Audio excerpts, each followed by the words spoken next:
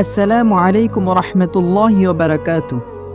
বোন, তুমি কি জানো একজন নারী যখন সিজদায় মাথা রাখে আর নিঃশব্দে চোখের পানি ঝরে পড়ে, তখন সেই মুহূর্তটা আল্লাহর কাছে কতটা মূল্যবান?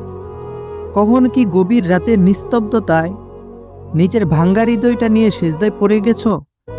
মনে হয়েছে আজ আর কাউকে কিছু বলার শক্তি নেই, আমার সব কথা শুধু আল্লাহই জানেন। যদি এমন হয়ে থাকে তাহলে জেনে রেখো, সেই সেজদা, সেই কান্না, সেই ব্যথা কখনোই বৃথা যায় না।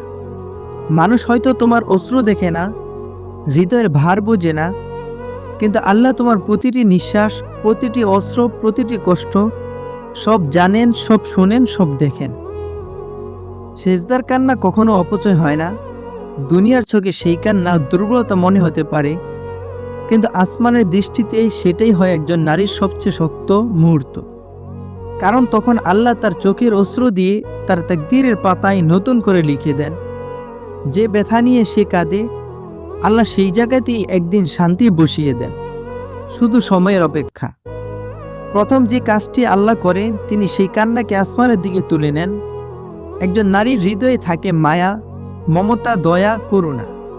এই অনুভূতিগুলোর সবচেয়ে সুন্দর রূপ যখন সেই হৃদয় সেজদায় কান্না হয়ে ঝরে পড়ে।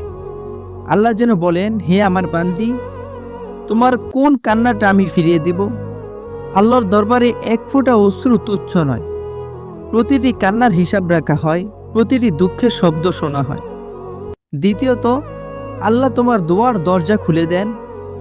যখন একজন নারী শুধু আল্লাহর ভয়ে বা আল্লাহর কাছে চাওয়ার জন্য কাঁদে, সেই দোয়া সরাসরি আরশের দিকে উঠে যায়। যে কান্না মানুষ দেখে না, আল্লাহ দেখেন। যে দীর্ঘ রাতগুলো তুমি কাঁদো, মানুষ জানে না, কিন্তু আল্লাহ জানেন। আর এই জানাটাই একজন মুমিন নারীর জন্য সবচেয়ে বড় সান্ত্বনা।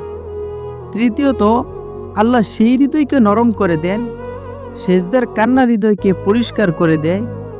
যে গুনাহ ভার হয়েছিল, যে কষ্ট চাপা দিয়ে রেখেছিল, একটি সেজদাই সব ধুয়ে যায়।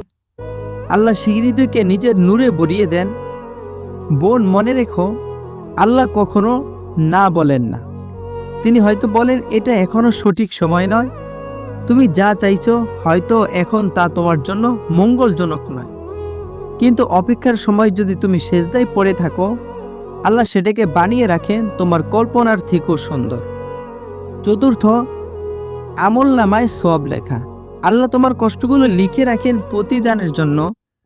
যখন তুমি ভেঙে পড়ে বলো, হে আল্লাহ, আর পারছি না, ফেরেশতারা সেই কান্নাগুলো লিখে রাখে তোমার আমলের খাতায়। একদিন কিয়ামতের ময়দানে তুমি সেই কান্নার পুরস্কার দেখে বলবে, আলহামদুলিল্লাহ, সেই সেজদার কান্নাই ছিল আমার জীবনের সেরা সিদ্ধান্ত। সেজদাই হলো সেই জায়গা যেখানে ভাঙ্গা হৃদয়গুলো সবচেয়ে দ্রুত জোড়া লাগে। পঞ্চম, গায়েবী রিজিক ও সমাধান। আল্লাহ এমন দরজা খুলে দেন যা কেউ কল্পনাও করতে পারে না। তুমি যে সেজদায় কেঁদে ফেলো, সেই মুহূর্তেই গায়েব থেকে আল্লাহ তোমার রিজিকের ব্যবস্থা লিখে দেন, সমস্যার সমাধান নির্ধারণ করে দেন। হয়তো আজ তুমি দেখছো না, কিন্তু অদৃশ্য জগতে তোমার জন্য অনেক কিছু প্রস্তুত হচ্ছে, ইনশাআল্লাহ। 6 নাম্বার, আল্লাহর বিশেষ বান্দি হওয়া। আল্লাহ তাকে নিজের বিশেষ বান্দিদের মধ্যে লিখে দেন।